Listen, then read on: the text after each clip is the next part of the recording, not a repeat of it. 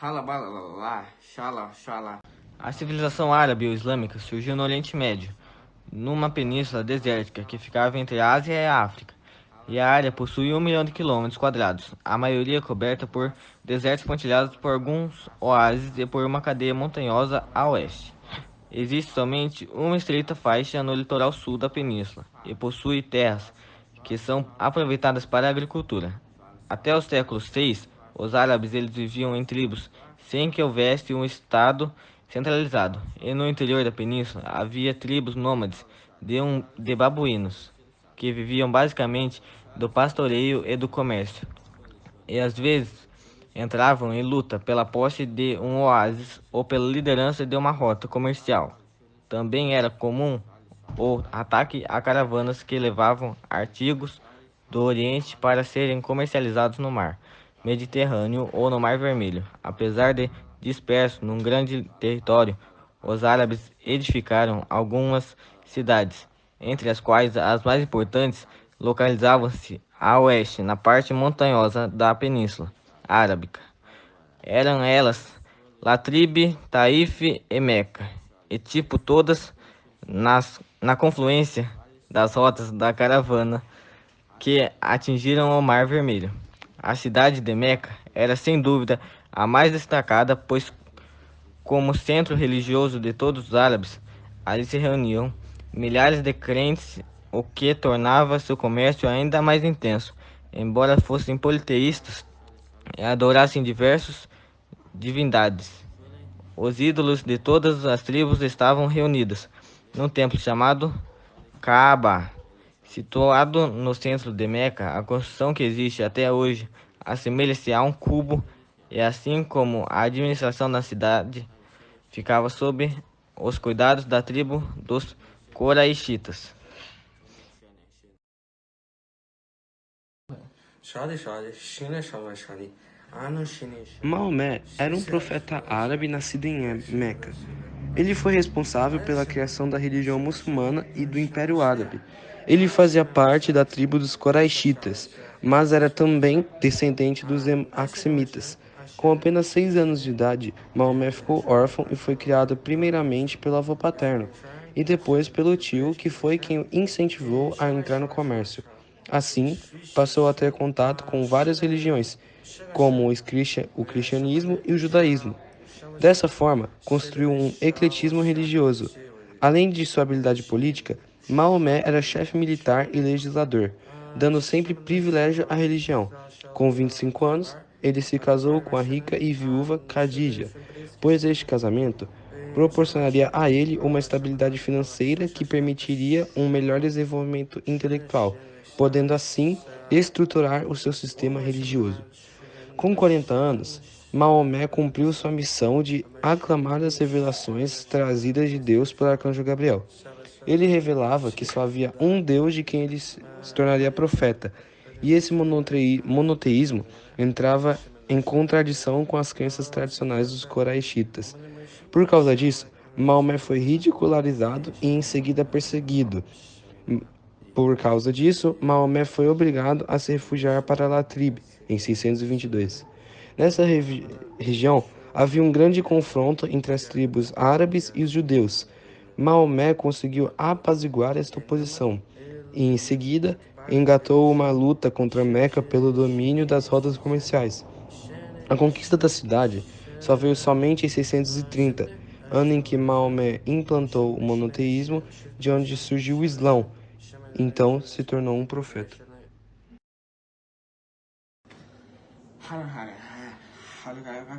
A civilização islâmica floresceu no século VII d.C., na Península Arábica, e expandiu-se inicialmente por toda a região do Oriente Médio, ao norte da África e ao sul da Europa, e ao centro bizantino. Esse processo inicial da expansão islâmica se tornou possível com a unidade de disciplina proporcionadas pela doutrina elaborada do profeta Maomé. Com a morte de Maomé em 634, os sucessores ficaram encarregados de continuar a propagação da fé islâmica. Foi nesse contexto que apareceram as dinastias Omíadas e Abásidas. O título do sucessor profeta era Califat Rasul Yalá, literalmente o sucessor do profeta de Deus. O califate, portanto, era investigado legitimamente pela política religiosa para governar o povo muçulmano. Os primeiros 4 califas foram Abu Bakr, Omar, Uthman e Ali. No início dos processos de sucessão dos califas, sobretudo com Abu Bakr e Omar, houve uma nítida aceitação da autoridade pelas tribos árabes, sobretudo reconhecimento da força militar da capacidade de domínio. Contudo, o assassino de Omar por um escravo em 644, que ascendeu ao poder de Uthman, na família Omíada, uma das mais poderosas de Meca. Todavia, nem todos reconheciam legitimamente o Uthman. Várias tribos de beduínos e muitos habitantes de Medina passaram a opor-se a Uthman, que acabou sendo assassinado em 656. Ali, o primo de Maomé, o sucessor de Uthman, como califa, acabou sendo acusado de envolvimento no crime.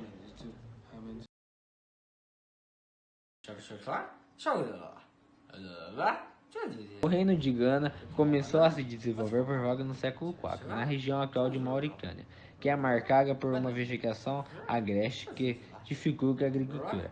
No passado, porém, meio ambiente para diversos tipos de território era uma zona de transmissão entre regiões com grande abastecimento de água, próprias para a agricultura, e a zona desértica, onde era possível realizar práticas de pastoreio. Assim surgiram nessas regiões muitos vilarejos e viviam agricultores e pastoreiros. Com o tempo, esses povoados se uniram e deram origem ao reino de Gana, que possuía território fixo e delimitado, mas tinha um rei e povos que viviam sob a ordem de governante. Além disso, muitos povos vizinhos estabeleciam relações com o rei de Gana, ou funcionários de administração do reino, que gerava uma espécie de vínculo espiritual com o governante, os quais se comprometiam a prestar homenagens e pagar tributos, além de fornecer homens para lutas na guerra e proteger os territórios aliados de monarca. O rei de Gana não formava, portanto, um domínio fechado, mas a rede de alianças assegurava o pagamento de triunfos. Diversas garantias e a formação de um importante exército na região. Diferentemente de um império tradicional, no qual o poder governante se associava com a administração de grandes territórios, o poder dos reinos de Gana se relacionava ao número de homens que subordinavam aos vínculos espirituais com o rei. Com base na economia de Gana, era a exploração das minas de ouro de região, que eram abundantes, que possuíam surgimento de diversos comércios, em que o povo vivia sob a autoridade do rei de Gana, e outras regiões da África, Ásia e Europa. A grande quantidade desse metal precioso atribuiu muito para os mercadores, para as aldeias e cidades de Gana. Muitos comerciantes árabes, por exemplo, estabeleciam esse comércio com objetos de aproveitar a produção local de ouro e enriquecer com o comércio. O rei também se beneficiava com o comércio na região, já que ele cobrava diversos tributos nas mercadorias circuladas pelo reino, que fortaleceu o sistema de governo que atingiu seu auge no século XI. Nesse período, devido à formação de poderosos ganaenses, capazes de ameaçar outra força regional, garantia alianças com um número muito variado de povos africanos. A partir do século XII, contudo, os reis de Gana começaram a se enriquecer. Isso ocorreu em diversas regiões com um conflito de povos que fortaleceu o período de transmissão ambientais, que provocaram a desertificação da região, e mesmo o surgimento de novas fontes de ouro do continente africano. Assim, Gana foi denominada outros povos pelas cidades, porém continuava sendo sempre comerciantes importantes até o século XIV.